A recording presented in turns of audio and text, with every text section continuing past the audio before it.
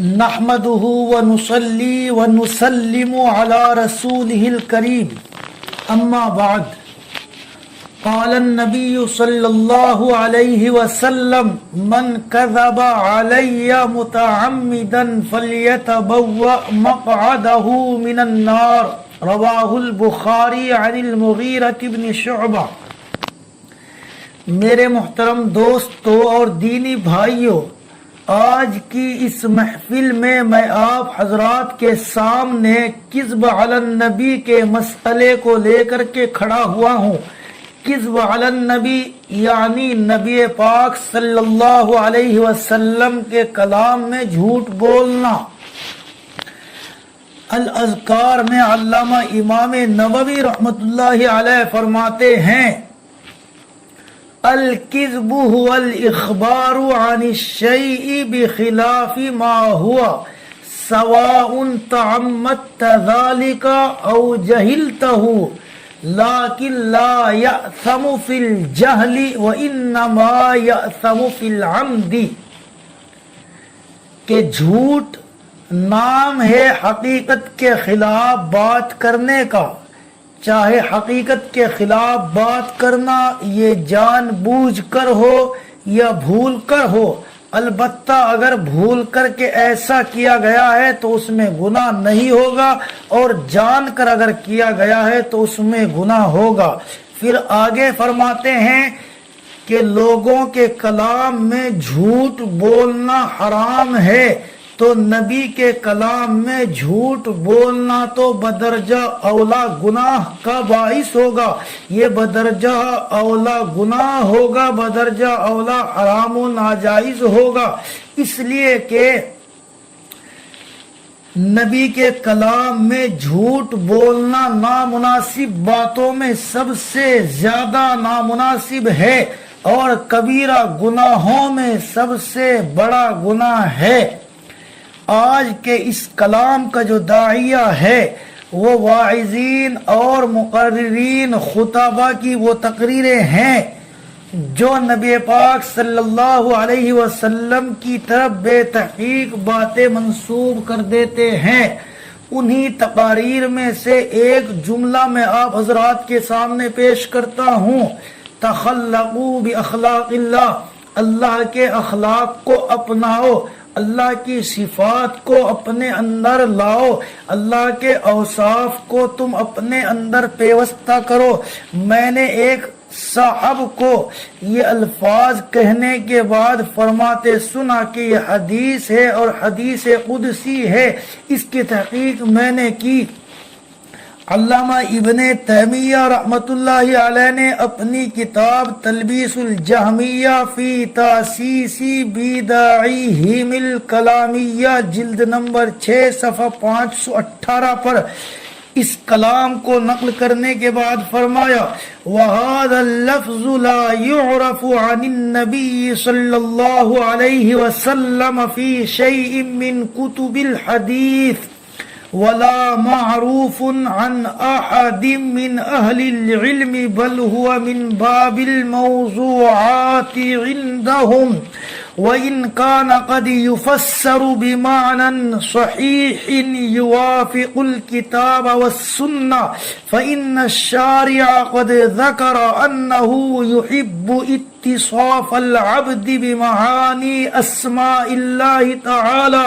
كقول النبي صلى الله عليه وسلم إن الله جميل يحب الجمال إنه وتر يحب الوتر إنه طيب لا يقبل إلا طيبا۔ خلاصہ اس کلام کا یہ ہے کہ یہ حدیث نہیں ہے اور نہ کسی معتبر عالم دین کا قول ہے، بلکہ محدثین کے نزدیک، علماء عظام کے نزدیک، محدثین کرام کے نزدیک یہ حدیث موضوع ہے،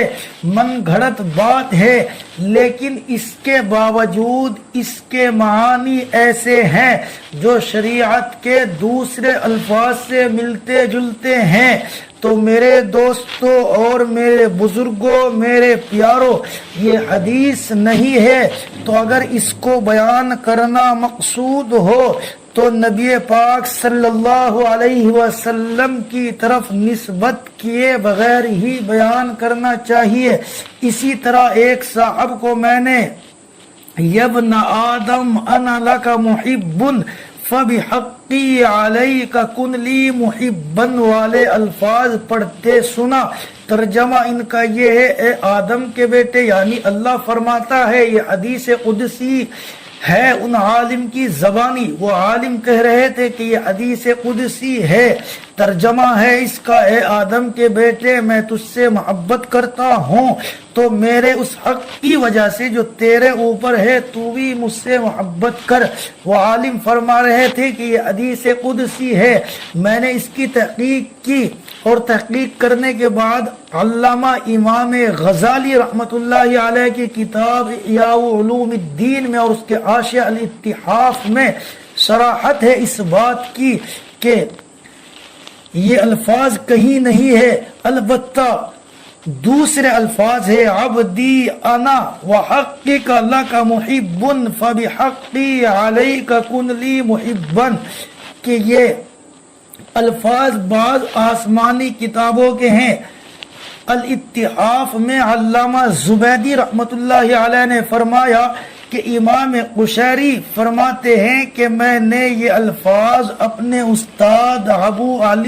علی الدقاق کے خط سے لیے ہیں۔ اس طرح کی احادیث پر مجموع فتاوی شیخ الاسلام ابن تیمیہ جلد نمبر 8 صفحہ 52 پر اور الجواب الکافی جلد نمبر 1 صفحہ 145 پر، تفسیر ابن کثیر جلد نمبر 6 صفحہ 696 پر مزید تفصیل دیکھی جا سکتی ہے۔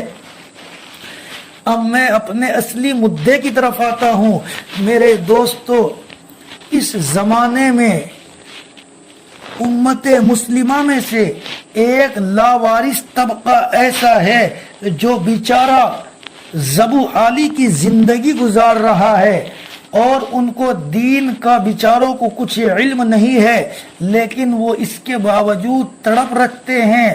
وہ اس کے باوجود سینے میں کڑھن رکھتے ہیں، اور وہ اپنے گھروں سے نکل کر کے تبلیغ دین میں لگ جاتے ہیں۔ پھر وہ باتیں بیچارے سنی سنائی تحقیق کیے بغیر بیان کرتے ہیں۔ ان کے پاس بیٹھے تو پتہ لگے کہ وہ بیچارے کچھ باتیں ایسی بیان کر دیتے ہیں جن کا شریعت سے کوئی لینا دینا نہیں ہے، جو رسول اللہ صلی اللہ علیہ وسلم سے ثابت نہیں ہے، رسول اللہ صلی اللہ علیہ وسلم کی وہ احادیث نہیں ہیں، لیکن اس کے باوجود وہ کہتے ہیں کہ یہ حدیث ہے۔ تو میرے دوستو، یہ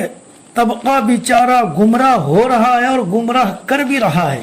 اس لیے میری ہاتھ جوڑ کر کے درخواست ہے اپنے علماء سے، خاص طور پر اپنے بڑوں سے، اپنے اکابر سے، اپنے ہم عصروں سے،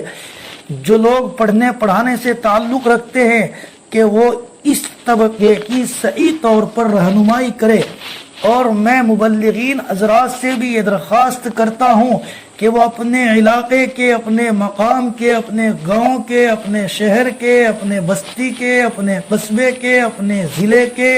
اپنے ملک کے وغیرہ علماء سے جو معتبر ہے، مستند ہیں، تعلقات کو مضبوط کریں اور اپنی تمام باتیں علماء امت کے سامنے رکھیں۔ یہ باتیں ہمیں بیان کرنی چاہیے یا نہیں بیان کرنی چاہیے؟ اپنی ہر بات کو کسی معتبر مستند عالم دین کے سامنے بیان کرے، اور ہر بات کو الف سے لے کر کے یا تک، یعنی کلی باتوں کو جن کو بیان کرنا مقصود ہے ان کو بیان کرے اور پھر جا کر کے آگے بیان کریں۔ کئی اجتماعات میں دیکھا جاتا ہے کہ کوئی معتبر مستند عالم نہیں ہے، جبکہ عالم وہ چراغ ہے، اور جس محفل میں چراغ ہی نہیں تو اس محفل میں اندھیرا ہی اندھیرا ہوگا۔ اس لیے میں اپنے علماء کو خاص طور پر اس طرح متوجہ کرتا ہوں کہ آپ جماعت میں لگے ہوئے، تبلیغ دین میں لگے ہوئے ساتھیوں کی اپنے مقام پر رہ کر ہی رہنمائی کریں، ان کو کچھ نہ کچھ وقت دیں، ان سے تعلق رکھے، ان سے جوڑ رکھے۔ وکیع ابن الجراح جو بخاری شریف کے راوی ہیں، ان کا معمول تھا کہ وہ صبح کو بچوں کو قرآن پڑھاتے تھے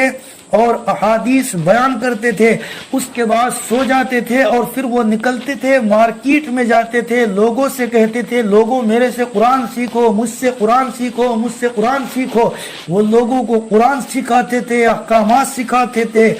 بیوع و شراء کے مسائل سکھاتے تھے۔